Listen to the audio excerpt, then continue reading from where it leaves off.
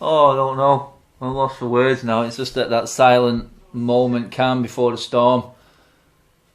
Good ball, Cavani! Yes! Get in! Come on! Oh, Matador, get in! Yes! Come on! You beauty! Injury time winner! Fergie time dance! Fergie time dance! Get in! Come on! Playoff track.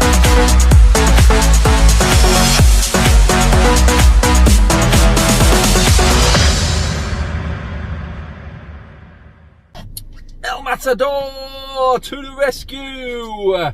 Oh my days, what a weekend that was. I mean, look, the weather, miserable, hanging, horrible, northwest Monday morning, but still, we've all got a ring in our voice and a spring in our step after what happened yesterday. I mean, at half time, I thought that was a million miles away. You seen the video, you watched the watch along, you watched the podcast last night, and it just looked like we were down and out, didn't it? I mean, Southampton did nothing, but you seen my issue with it yesterday.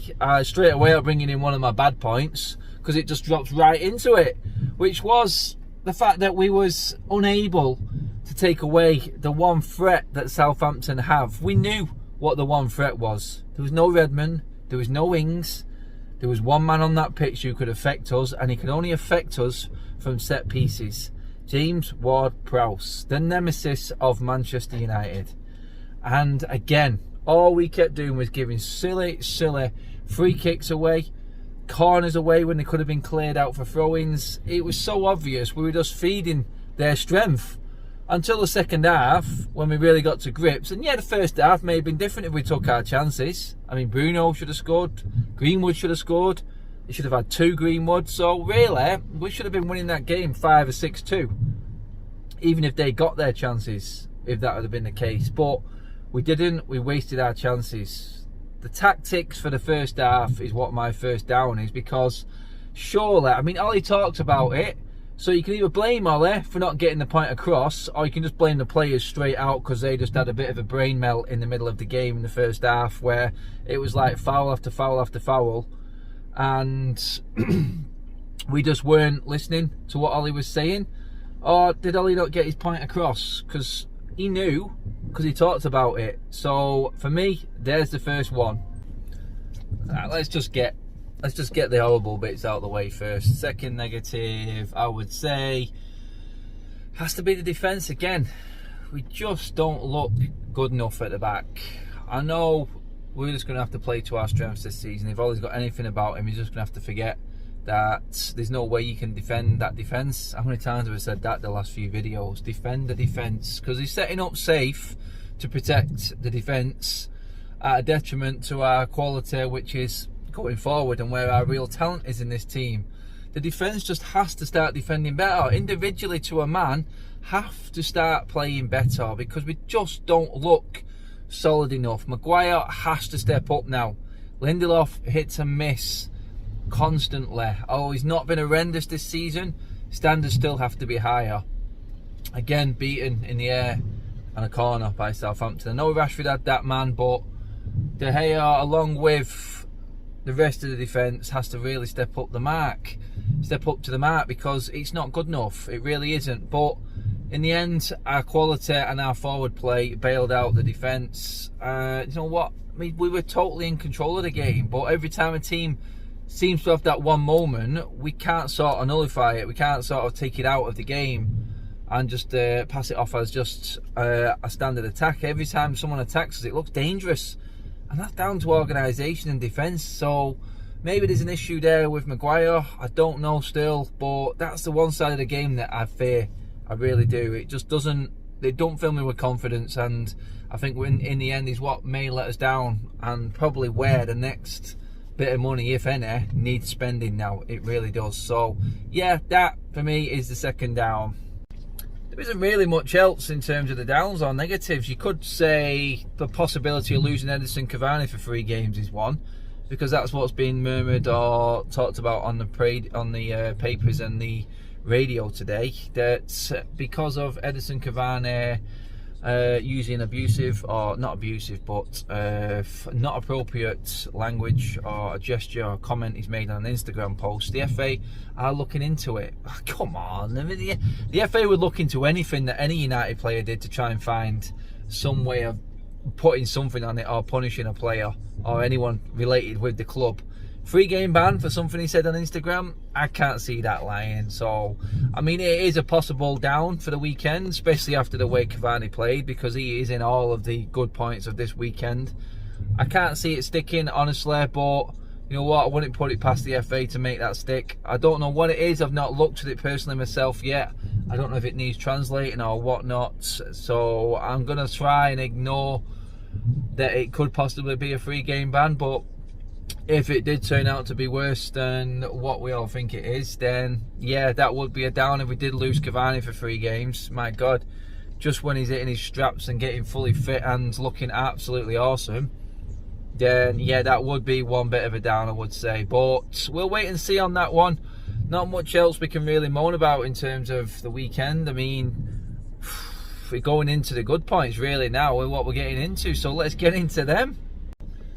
First one for good points, it's just a generalisation of the whole weekend and how it went for United in general. I mean, City won, yeah, we expect them to beat Burnley, but Liverpool dropped points, Chelsea dropped points, Spurs dropped points, we beat Southampton who were ahead of us, Everton who were ahead of us dropped points.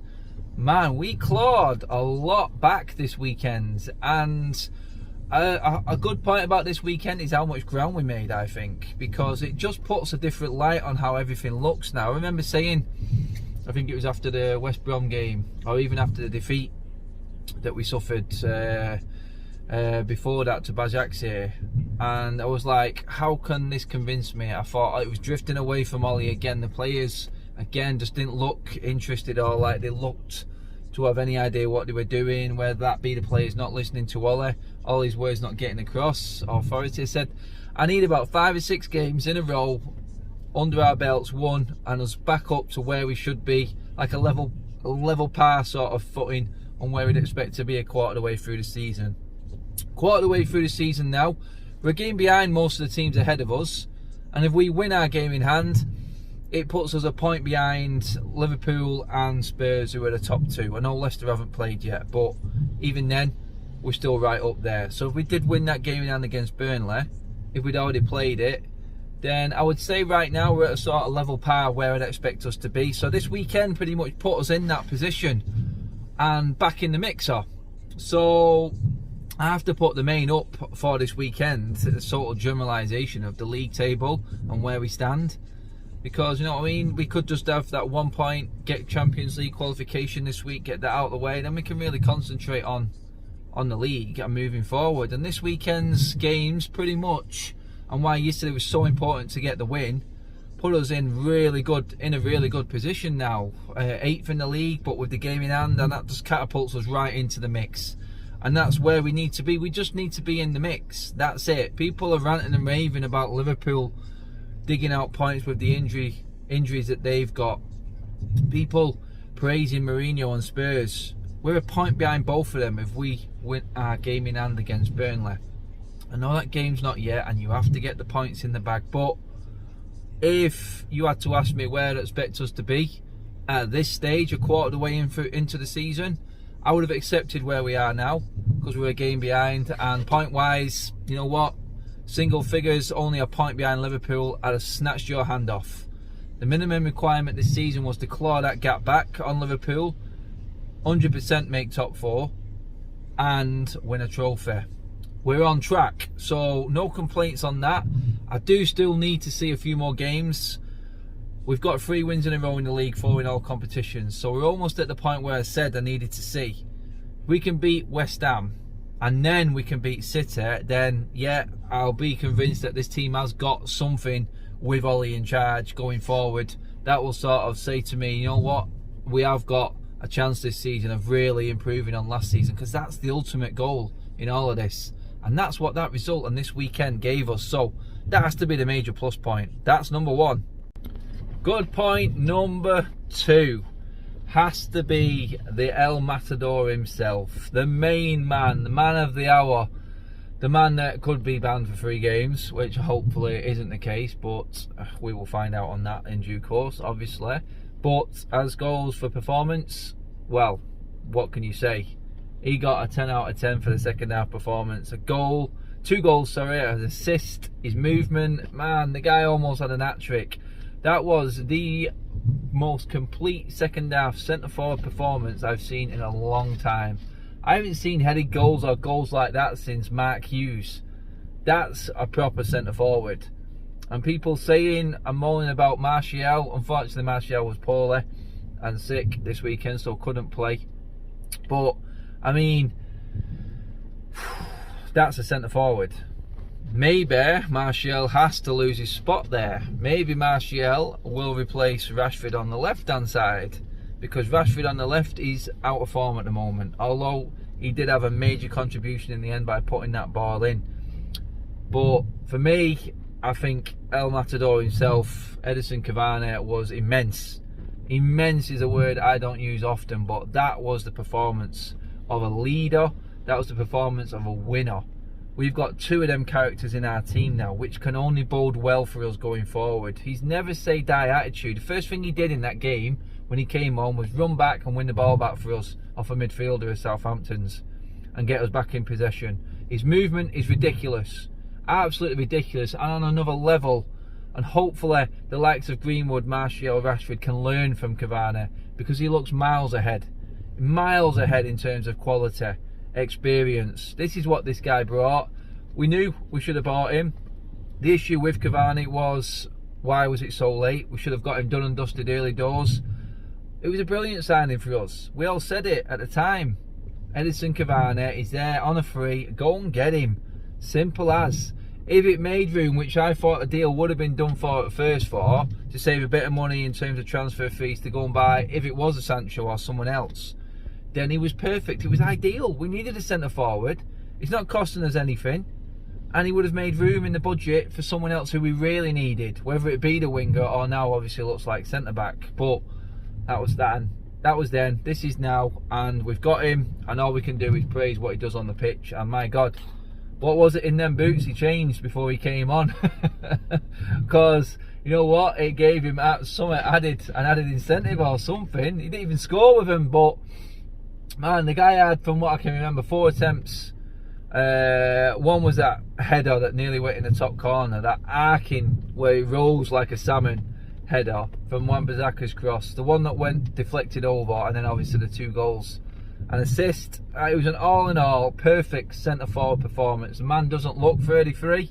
He looks like he's prime late 20s, and he's raring to go. And thank God we have got him in our team, because a winner 100%, a leader 100% and more, and we've got him. And hopefully he keeps fit, doesn't get suspended, keeps fit, and man, if our forwards, Martial, Rashford, Greenwood, whoever it may be, can't get on or don't meet up to the standard that we need, then we've got a man in Edinson Cavani that's ready. And you know what, he has to start, doesn't he? Next game, Cavani has to start. It's as simple as that. Definite massive plus, probably the biggest one over this weekend. And last but not least, you could say that this one was through luck for Ole Solskjaer, but Mr. Van der Beek has been freed and he is running riot. Outstanding performance again. Probably the one player who had the most complete performance, barring Edinson Cavani yesterday for his second half showing. But whole game, even when the chips were down, even when we were losing the plot and just running around like headless chickens for moments in that first half, which we were, Donny van der Beek stuck to his job. Fully professional, still quality on the ball, still making things happen even when the rest of the team was struggling. Donny van der Beek, would he have even started if Anthony Martial would have called in sick? That's what you've got to ask, because Martial would have been playing, wouldn't he? We know what Ollie's like, and maybe Ollie stumbled on this and got lucky, because his performance was outstanding. So you can call it luck, you can call it a good point. I am calling it a good point, because we've just got to judge on what actually happened on the day. And on the day, Donny van der Beek played, and on the day, Donny van der Beek showed up again and was outstanding. So for me, that the other good point in this is another individual performance, yes, but Van der Beek has to take some plaudits for the weekend's results, because he was outstanding again and again. You know what? There's 3 players now which walk into that team for me. 3 players. That's Van der Beek, that's Cavani, and that's Bruno Fernandes. Fernandes wasn't brilliant yesterday. An assist and a goal. He keeps doing it. Even when he's not great, he still performs. Bruno Fernandes' off day is as good as a lot of our other teams' good days, and that's why he comes into it. Van der Beek was on a different level again though for me that weekend, and has to go down as my final good point, because with him out of the team we are weaker. It's as simple as that. We look so much better with Van der Beek playing, and his link up with Bruno, the likes of Cavani, he was shown in the second half. Them 3 looked lethal, and they have to start. Yeah, we've maybe got decisions to make between Greenwood, Rashford and Martial. Who'd have thought that after the end of last season? But things change. If you can't adapt and keep your form up, then you're going to lose your place in the team. This is Manchester United. You have to roll that into the good point as well. The fact that we're having to find a spot now for the likes of Rashford, Martial and Greenwood, because Bruno is our leading goal scorer this season now. 11 goals, people. I mean, come on. You'd have been happy with 6, which is what he scored from open play for a midfielder, wouldn't you? And people go on that he gets all these penalties. Well, 6 are from open play, and you still would have been impressed with that, wouldn't you? For a midfielder for the first quarter of the season. He's got 11 because he bags penalties as well. And that's a different subject altogether for the numpties who don't think penalties count anymore. Well, they do, and he's in double figures. When's the last midfielder you can say got that? A certain ginger little maestro, maybe, in Paul Scholes. We haven't had a player like Bruno since Paul Scholes' time. And yeah, he isn't as good. Yes, he may throw the odd stray pass or make a bad decision, but when it matters, he doesn't drop his head. He keeps playing to his standard consistently, no matter how bad he's playing. And in the end, he always comes up with the goods. And he did again at weekend. Him, Bruno, Cavani. Sorry, Donny van de Beek, Bruno, Cavani. I got that mixed up then. They are mainstays. They have to start the game. They have to start the games now. They're, for me, undroppable right now, because they are that good. And that says a lot. When was the last time you could say we have 3 players who you knew were going to start a game like that? It's a very, very good issue and problem to have. Ollie has to balance it right. So for me, the fact that Ollie's got this decision to make is the final good point. Bruno, Donny, and Donny especially, which I am big in praise about Donny. Donny has to start the football match, and that is that simple. Donny has to start. So for me, the last good point of the weekend has to be a Mr. Van der Beek. He's been freed, and he's in the team, and we're winning games. It's lovely to see. We started 2 games and we've scored 7 goals. Say no more, people. You could add on to it a little bit extra at the end actually, but that's 8 wins in a row away from home. Away from home this season in the league, we're 100% win rate, averaging over 3 goals a game. My God, if we had half of that at home, we'd be top of the league right now. So the away form has to go in as a positive as well, doesn't it? But that's it, people. We're done. Monday's raining and miserable. I've got to work. It's horrible. But United have put a spring in our step, and we move on to Wednesday. It's PSG at Old Trafford. I will be there. Do join in. Let's hope we get another exciting watch along like we did yesterday. I don't think it will go as crazy as what it was. Fergie time winners, I take them all day long. But yeah, a good weekend, a good review of the weekends, good points overweighing the bad points, which is what we want, and we move on to the week. It is going to be busy. Stay with me, people. Like, share and subscribe, and don't forget, none of you's got your thoughts and got your videos to me in time. Get them to me. You know it comes every Monday. You know what? DM me, Twitter or Instagram. I'll send you the email to send your clip to, and we'll get you on and get you on the videos and get you involved. So do it, and you'll be on it next week, people. I will see you in the week, Wednesday night. I've got plenty of other stuff coming up as well on other channels, so stay tuned to them. Follow me on socials. I'll keep you posted on all of them as well. Stay tuned, people. Have a good week. I'll see you on Wednesday.